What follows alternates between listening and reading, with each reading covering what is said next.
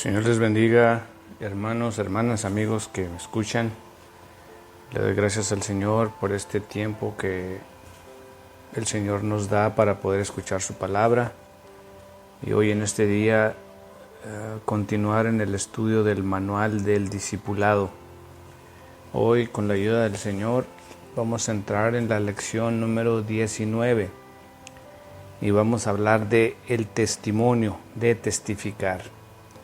Vamos a orar. Señor, gracias por este día, una vez más que nos concedes estar delante de ti. Gracias, Padre bendito, porque me permites, Señor, me das este privilegio de servirte para que esta palabra que tú me das pueda llegar a los corazones y cambiar vidas. Señor, redarguir, enseñar, levantar, lo que tú quieras hacer, Espíritu Santo. Pido una vez más que la sangre preciosa de Jesús me cubra, me limpie, nos limpie de todo pecado. Dándote gracias en el nombre precioso de Jesús. Amén, amén, amén. Gloria a Dios. ¿Cómo creen ustedes que el mundo va a conocer el amor y la justicia de Dios? Bueno, pues eso va a ser única y exclusivamente a través de nosotros, los seguidores de Cristo. Cuando nosotros testificamos y compartimos a otros las buenas nuevas. Esto, hermanos, no es poca cosa. El hecho de saber que Jesús nos ha confiado a nosotros el mensaje del Evangelio. Un mensaje de poder, un mensaje de salvación, para salvación.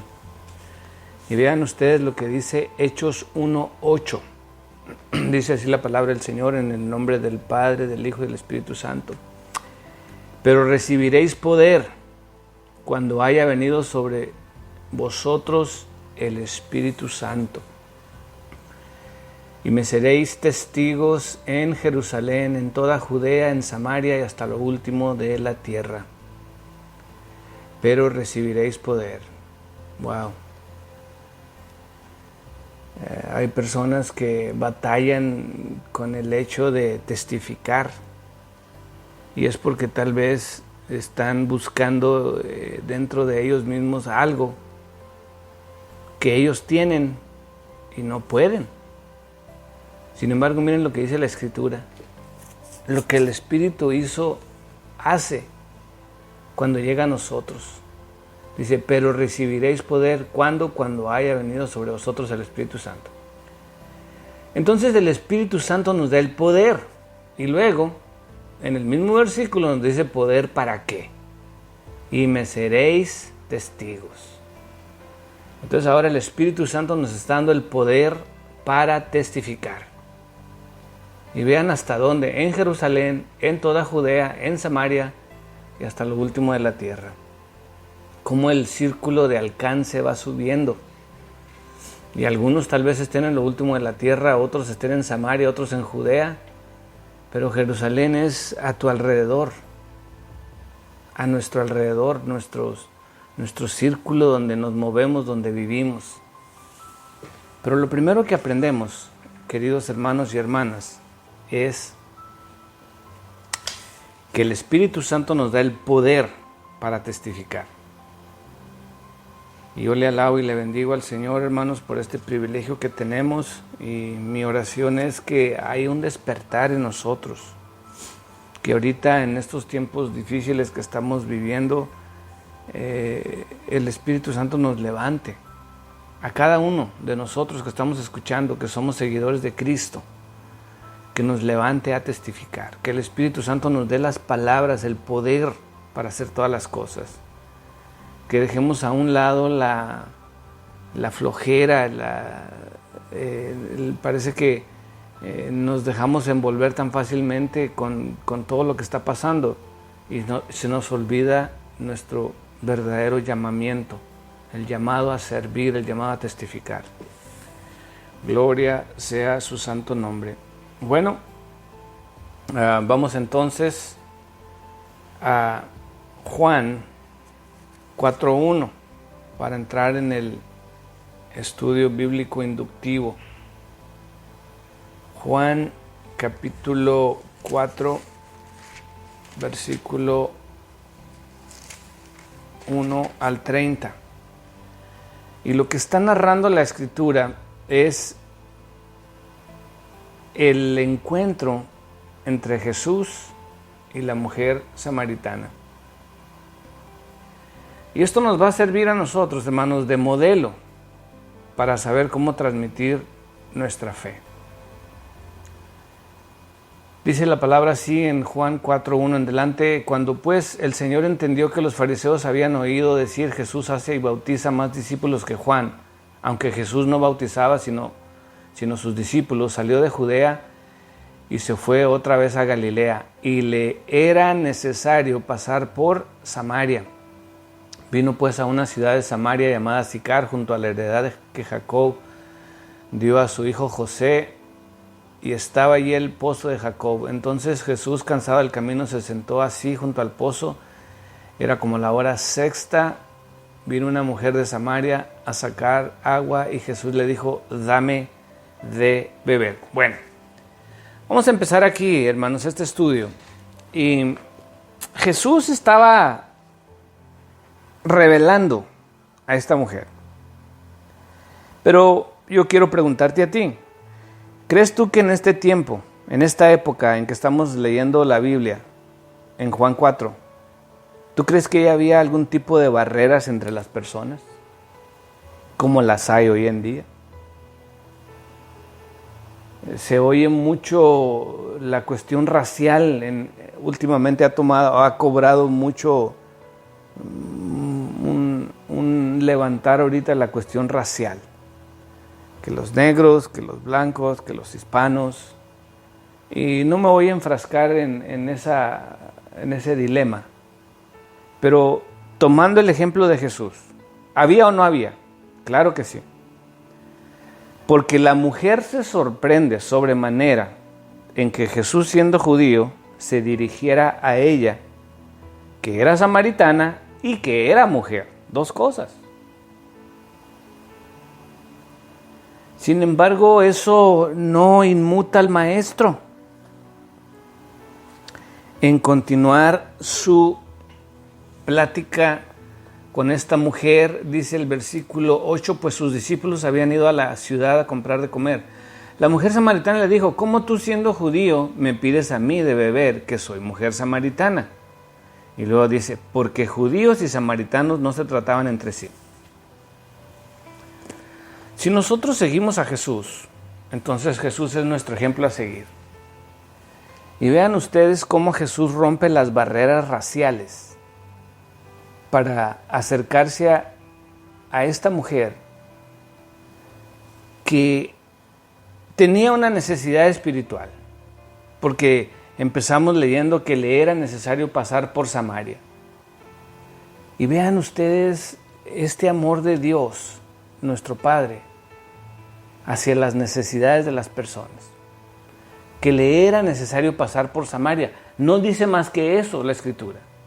Pero cuando llegamos a la mujer samaritana entendemos que ahí estaba la necesidad. ¿Estaremos hoy en día los cristianos siendo sensibles a las necesidades que hay a nuestro alrededor? Jesús se aventó caminando este tramo de donde estaba al pozo de donde se iba a encontrar con esta mujer samaritana. Estaba a su alcance. De la misma manera que tú y yo, hermano, hermana, tenemos al alcance muchas personas que aún no han creído y que están en la necesidad de conocer a Dios. Y la mujer simplemente le pregunta, o sea, ¿cómo tú, siendo judío, me pides a mí de beber, que soy mujer samaritana? Jesús le responde, si conocieras el don de Dios y quién es el que te dice, dame de beber, tú le pedirías a Él y Él te daría agua viva. Vean ustedes cómo aprovecha Jesús la cuestión del agua, que la mujer venía a buscar agua. Y yo creo que en su vida le había pasado por la mente que existiera algo como el agua viva. Ella estaba acostumbrada a venir al pozo, y la hora en que venía al pozo denota que evitaba el contacto con otras mujeres. Esta era las 12 del mediodía. Y las mujeres no van al pozo a las 12 del mediodía. Las mujeres se levantan, y se los digo porque por experiencia, donde yo crecí en el rancho de mi abuelo, en la Sierra de Durango, las mujeres en aquel entonces tenían que levantarse a las 5 de la mañana a preparar el desayuno para que los hombres se fueran a trabajar. Y las mujeres bien tempranito bajaban al río y hacían un pozo. Todos los días era un pozo nuevo. Entonces hacen el pozo, dejan que se asienta el agua, hacen fila y una por una se van hincando en el pozo, y cada cual trae su cántaro o cubetas o yo no sé, y empiezan a llenarlos, y regresa cada uno a sus respectivos hogares para continuar con los quehaceres del día, ya con el agua sagrada, el agua bendita que tanto necesitamos. Sin embargo, esta mujer no iba a la hora que iban comúnmente todas las demás mujeres. ¿Por qué? Porque su estilo de vida no se lo permitía. Una mujer que había tenido 5 maridos o 5 acompañantes, y el que tienes ahora no es tu marido, le dice el Señor, no era algo bueno, no era bien visto. Entonces esta mujer tenía sed de ser feliz, sed de encontrar el verdadero amor, sed de ser comprendida, sed de ser respetada. Fíjense toda la sed que podía tener esta mujer. Y Jesús le ofrece el agua viva, donde Jesús más adelante le dice que si bebiere de esta agua no tendrá sed jamás. Jesús estaba haciendo una comparación entre el agua natural que bebemos y el agua que Él ofrecía. Y cuando le empieza a preguntar de su vida y la mujer empieza a soltar la sopa, pues sí, he tenido 5 maridos y etcétera, etcétera. La mujer estaba diciéndole lo que les acabo de decir, tenía sed de muchas maneras. Pero ahora en Jesús encontramos algo que nos sacia y nos llena, nos satisface. Y ahora no tenemos sed de nada más porque tenemos a Jesús, entonces Él es el agua viva. Oh, bendito sea su santo nombre. Pero para entender esta cuestión de el testimonio, cómo nosotros testificamos, vamos a entrar en Juan 1:35, y lo que vamos a hablar es de 6 principios que nos van a ayudar a reducir nuestros miedos para nosotros poderle dar libertad al Espíritu Santo que nos use para testificar. Vamos a estar entonces en Juan 1:35, en estos 6 pasos. Y vamos a centrarnos en el primer paso de cómo testificar venciendo nuestros miedos. Y dice Juan 1:35, el siguiente día otra vez estaba Juan y 2 de sus discípulos, y mirando a Jesús que andaba por allí, dijo, he aquí el Cordero de Dios. Le oyeron hablar los 2 discípulos y siguieron a Jesús. Bueno, punto número 1 es que nosotros no nos centremos en nosotros mismos, sino tenemos que centrarnos en Dios. Cuando hablamos de testificar, nosotros estamos muy preocupados de lo que nosotros vamos a decir, de lo que nosotros vamos a proyectar, de lo que van a pensar de nosotros. Entonces eso muchas veces, ese temor no nos da la libertad de que el Espíritu Santo sea el que ponga las palabras correctas, la actitud correcta en nosotros. Nosotros debemos de ponernos en segundo lugar. Y fíjense lo que dijo un hombre, escribió, Thomas Merton, dijo, cuando la humildad libra a una persona de estar atada a sus acciones y su reputación, ésta descubre que el verdadero gozo solamente se encuentra cuando nos olvidamos por completo de nosotros mismos. ¿Qué fue lo que dijo Juan el Bautista a sus propios discípulos? O sea, Juan era un líder, era muy conocido, respetado en su época. Y sin embargo, cuando él ve a Jesús, dice, he ahí el Cordero de Dios. Y los dos discípulos le oyeron hablar y siguieron a Jesús. Entonces, nosotros tenemos grupos de personas o de familias o amigos que nos siguen. Para nosotros poder realmente testificar, necesitamos nosotros ponernos en segundo lugar, no en nosotros. No tratar de nosotros de impresionar a nadie con nuestra religiosidad, con nuestra cristianidad, por así decirlo, sino que nosotros tomamos el segundo lugar y presentamos a Cristo y a este crucificado, como dice la Escritura. Juan dijo, he ahí el Cordero de Dios, y los dos discípulos lo siguieron. Juan no se preocupaba en que los discípulos se fueran tras de Jesús. Y acuérdense que estamos hablando de que Jesús estaba vivo, o sea, Juan había trabajado muy duro para llegar a donde estaba, y sin embargo él entendía su propósito, que cuando vio a Jesús, dice la lección, que prácticamente fue como si Jesús eclipsara la vida de Juan, de tal manera que él entendía que él era pasajero y ahora Jesús era lo más importante en su medio, en el momento, en este preciso momento de la historia. Y los discípulos dejan a Juan para seguir al Maestro. Entonces, vamos a entrar en el punto número 2 y dice, nuestro testimonio solo es una influencia más. ¿Qué quiere decir esto? Bueno, pues debemos de dejar de pensar, y escúchenme bien, que con el testimonio, cuando tú testificas, ese va a ser el punto quiebre. La gente se va a arrodillar y va a empezar a llorar. ¿Qué puede ocurrir? Amén.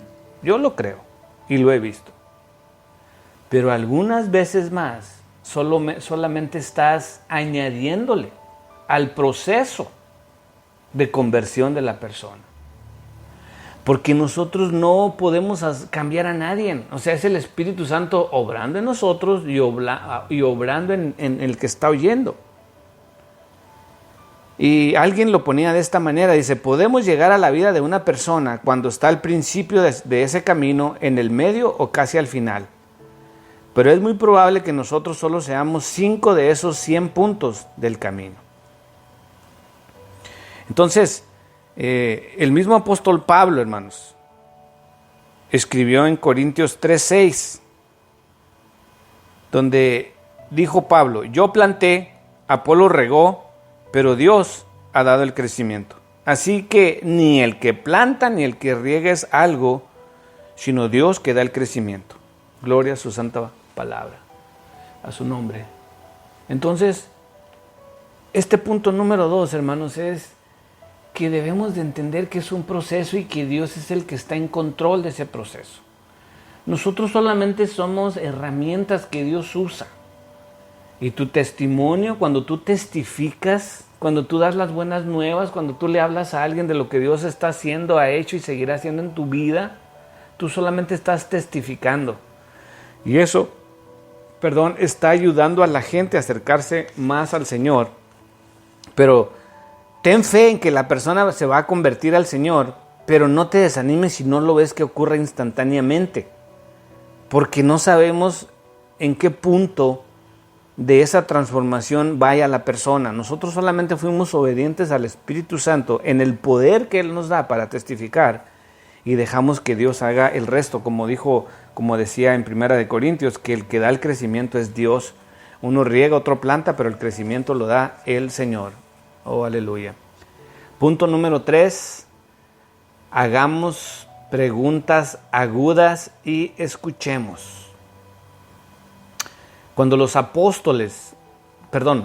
cuando los discípulos de Juan iban siguiendo al Maestro, Dice, y volviendo Jesús y viendo que le seguían, les dijo, ¿qué buscáis? Y esto, hermanos, nos pone a pensar que Jesús hacía preguntas para descubrir el corazón de las personas. Y nosotros deberíamos de ser igual. Jesús tenía muchas veces la costumbre de acercarse a una persona enferma y decirle, ¿qué quieres que te haga? Y todo el mundo se daba cuenta que la persona estaba ciega. Y uno se ponía a pensar, ¿acaso Jesús no se percataba de la ceguera de la persona? Claro que sí.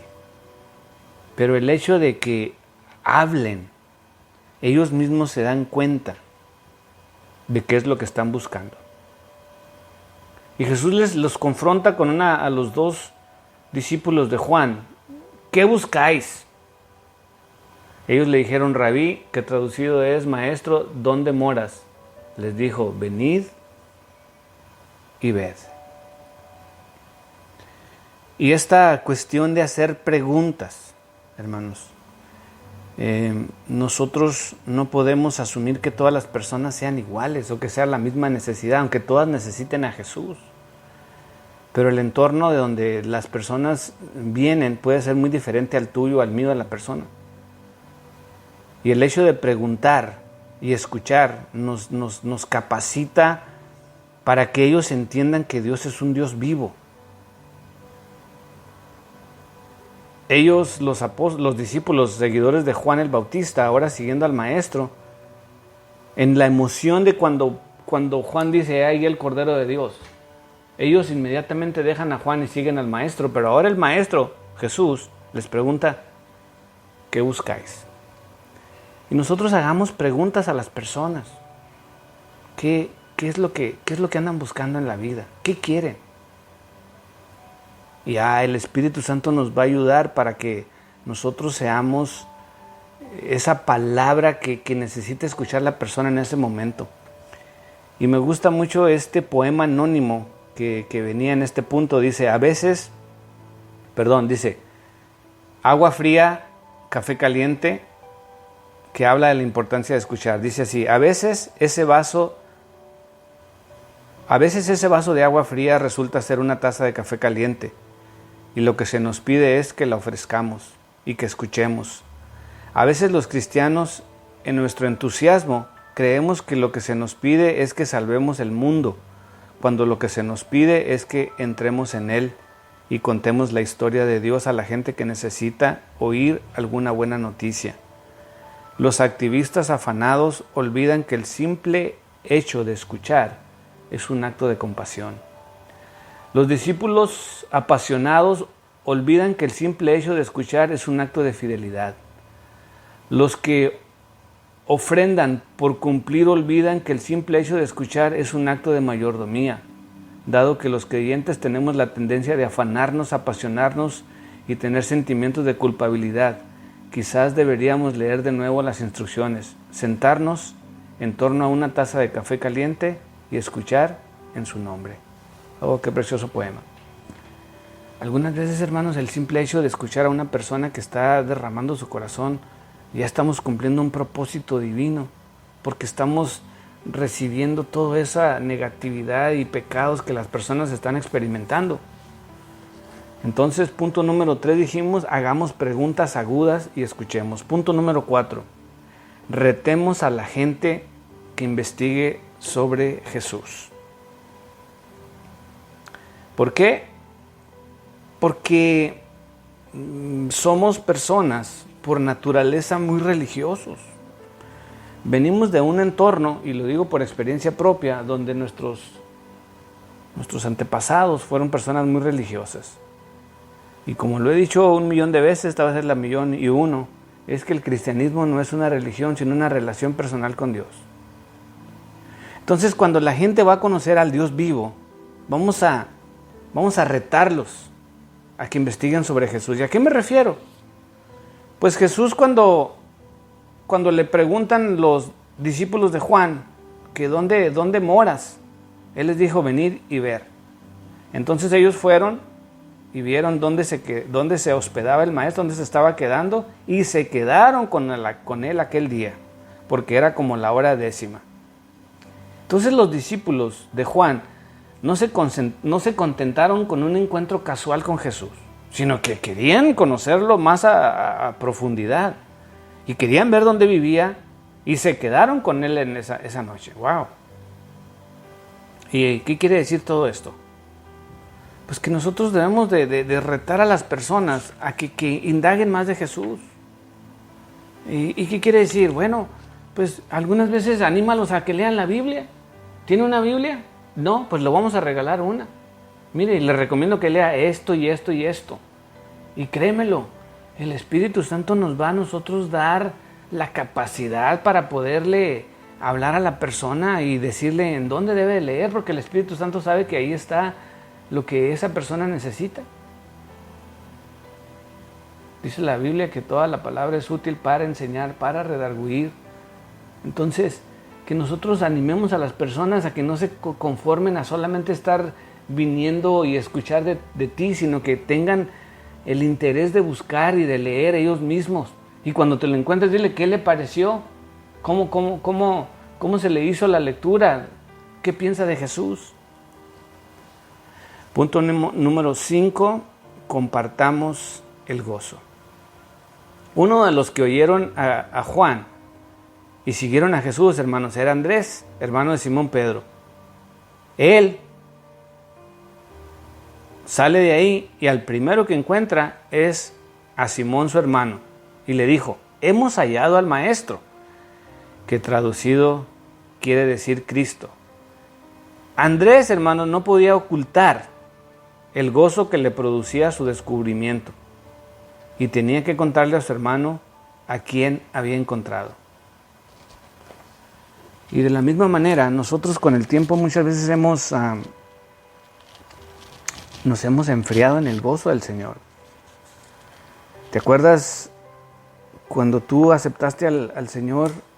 Cuando yo lo acepté, era una felicidad que no tenía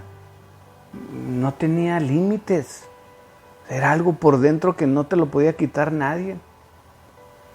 Y con ese mismo gozo debemos de testificarle a alguien. No podemos hablar de un Jesús que salva, que sana, que perdona, que ayuda, y nosotros tenemos una carota que la gente no se quiere ni acercar a nosotros.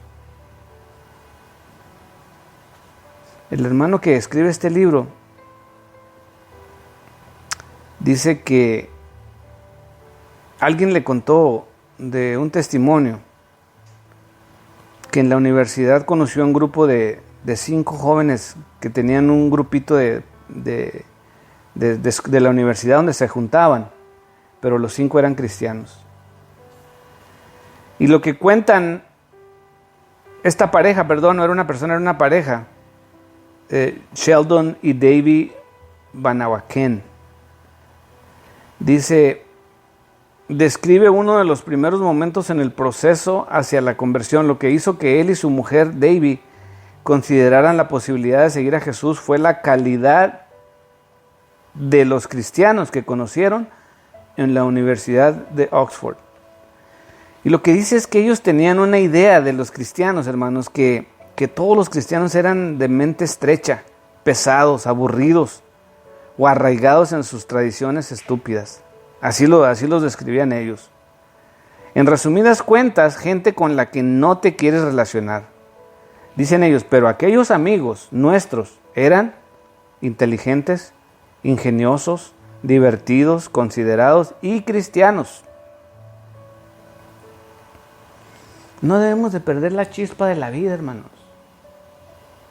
Y yo entiendo la cuestión de la santidad dentro de la iglesia y fuera de la iglesia, pero muchas veces la gente se convierten en fariseos, donde lo único que están buscando es ver la viga, la basurita en el ojo del hermano y no se dan cuenta de la viga que traen ellos.